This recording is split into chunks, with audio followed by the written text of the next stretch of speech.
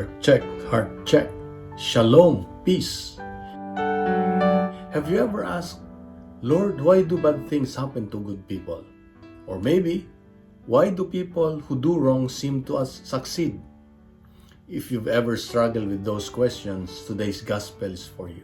Jesus tells the parable of the wheat and the weeds. A farmer plants good seed, but during the night, an enemy sows weeds among the wheat. The servants want to pull out the weeds immediately, but the farmer says, let both grow together until the harvest. Why? Because pulling out the weeds too soon might also uproot the wheat. What speaks to my heart is this: God sees the whole picture, even when we only see a small part.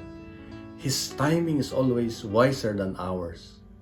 You know, sometimes we spend so much energy asking, why is this happening?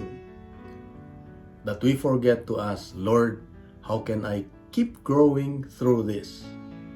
Don't let other people's negativity steal your peace. Don't compare your life with theirs, because focus on becoming the person God is calling you to be. You cannot control what others do, but you can choose what you respond. That's where real growth begins.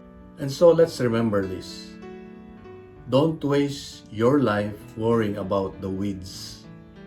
Keep growing, keep trusting, keep doing good, because in God's perfect time, God will always have the final word. And so let us pray. Lord Jesus, when I don't understand what's happening around me, help me trust your wisdom. Keep my heart focused on growing in faith, hope, and love, and never let evil steal my peace. Amen. In the name of the Father, of the Son, and of the Holy Spirit. Amen. And here's my question.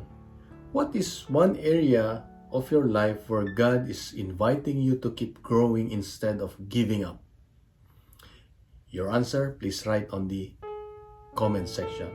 If daily gospel reflections help your prayer life, follow, like, subscribe, share, so we can reflect together every day. Let's fill social media with good news, not fake news. Let's make the Word of God go viral. God bless, and God is good.